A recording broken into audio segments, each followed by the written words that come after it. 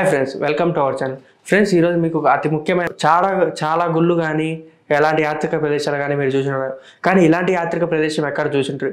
ఎందుకంటే ఇది ఒక మహర్షి తన దగ్గర ఉన్న కొయ్య ముక్కతో ఈ గుండం అనేది నెమలగుండ్ల రంగస్వామి అనే పేరుతో అక్కడ అనేది ఉంది. ఈ నెమలగుండ్ల రంగస్వామి ఎక్కడ ఉందంటే ఆంధ్రప్రదేశ్లోని ప్రకాశం జిల్లా దగ్గర గిద్దలూరు నియోజకవర్గం కింద, అంటే గిద్దలూరు నియోజకవర్గం దగ్గరలో రాచర్ల మండలంకు 30 కిలోమీటర్ దూరంలో ఉంది. ఈ నెమలగుండ్ల రంగస్వామి చరిత్ర ఏంటంటే మయూర ఋషి తన స్వయాన ఉక్కుతో అక్కడ తపస్సు చేస్తూ ఒక గుండాన్ని అయితే తవ్వాడు. ఆ తవ్విన గుండాన్ని మట్టంతా ఒక చోట మొత్తం అనేది కుప్ప చేసి పక్కన పడేశాడు అనమాట. అంటే గుంత దొంగ వచ్చిన మట్టిని మొత్తం సపరేట్గా పడేస్తూ ఉన్నాడు అనమాట. అది చేసిన మరుసటి రోజే ఆ గుండం అంతా నిండిపోయింది. అది ఎలా నిండిపోయిందో ఆశ్చర్యంతో మహర్షి అట్లానే శ్రీ మహావిష్ణువుకి తపస్సు చేసుకుంటూ అలాగనే ఉన్నాడు. అలాంటి సందర్భంలో గుండం అనేది నీరు ఏర్పడంతో తను అట్నే ధ్యానంలోకి వెళ్ళాడు. అటుపక్క ఉన్న అడవి ప్రాంతంలో, అంటే అది నల్లమల్ల అడవి ప్రాంతం కింద ఉంది, అటుపక్క ఉన్న అడవి ప్రాంతంలో భయన్న భయంక వీళ్ళిద్దరు కుమార్తె, అంటే వీళ్ళిద్దరు అడవిలో ఉండేవారు. భయన్న భయక్క కుమార్తె రంగాదేవి శ్రీ మహావిష్ణువుని పెళ్లి చేసుకోవాలి అని అనుకుంది. కానీ వాళ్ళ ఇంట్లో వాళ్ళు కులపరంగా, అంటే వాళ్ళ క్యాస్ట్ పరంగా వాళ్ళు వాళ్ళ పెళ్లికి ఒప్పుకోలేదు. అంటే తననే పెళ్లి చేసుకుంటా, అంటే మహావిష్ణువుని నువ్వు పెళ్లి చేసుకోవడం ఏంటి, ఇది చాలా తప్పని చెప్పి పాపని, అంటే రంగాదేవిని మందలిచ్చారనమాట. మందలిచ్చినా కూడా రంగాదేవి ఒప్పుకోలేదు. ఇలా ఒప్పుకోకుండా ఈ సైడ్ వెళ్ళి ఆ మయూరి మహర్షి దగ్గరికి వెళ్ళి అడిగారనమాట. ధ్యానంలో ఉన్న ఆ మహర్షిని లేపి, అయ్యా నేను మహావిష్ణువుని వివాహం చేసుకోవాలనుకుంటున్నానంటే ఆ మహావిష్ణువు వివాహం చేసుకోవాలంటే ఏం చేయాలంటే ఆ మహర్షి నాతో పాటు ధ్యానంలో ఉండు తల్లి అని రంగాదేవికి చెప్పాడు.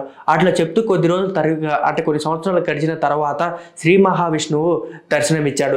శ్రీ మహావిష్ణువు దర్శనమిచ్చి అక్కడే ఉన్న అంటే పక్కనే గుడి ఉంది, ఆ గుడిని ఏర్పాటు చేసి అక్కడనే నెమలగుండ్ల రంగస్వామిగా పేరు అనేది వచ్చింది అనమాట.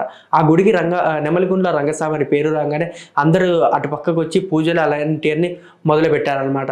ఆ ప్రాంతంలో, అంటే మహర్షి దవ్విన గుండం ఉంది కదా, ఆ గుండంలో ఎవరన్నా పడితే ఒక్కొక్కసారి చనిపోయే అవకాశం కూడా ఉంది. ఎందుకంటే ఆ గుండంలో తనది సుమారు 7 ఊర్లను నులకతాడు, అంటే 7 గ్రామంలంతా నులకతాడు తెచ్చి దాంట్లో వేసినా కూడా దాని లోతు తెలియదు. ఎంతోమంది దాని లోతు తెలుసుకోవాలని ప్రయత్నించినా కూడా అది కుదరని పని. అంటే ఎంతమంది ట్రై చేసినా కూడా కుదరలే. ఆ గుండంలో ఎవరన్నా పడినంటే వాళ్ళు శవమయ్యి బయటికి రారనేది అటుపక్క నమ్మకం. అదిగాక ఈ గుడిలోకి ఎవరైతే వెళ్తారో అంటే నిష్ఠతో పోవాలన్నమాట. చికెన్ కానీ ఇంట్లో ఏమైనా సమస్యలు ఉన్నా కూడా, ఎవరన్నా చనిపోయినా కూడా ఇట్లా నీచు అంటే మాంసం కానీ ముట్టకుండా, ఇవేమి చేయకుండా అంటే నిష్ఠతో అడిగిపోయి చేసుకోవాలన్నమాట ఆ పూజ. అది అయిపోయిన తర్వాత మళ్ళీ అంటే కొండ దాటిపోయి వచ్చిన తర్వాత మళ్ళీ రిటర్న్ వచ్చేటప్పుడు తిన్నా ఏం కాదని అక్కడ పెద్దలు అంటున్నారు. సో ఫ్రెండ్స్, ఇది ఎంతవరకు నిజమో ఎంతవరకు అబద్ధమో తెలియదు.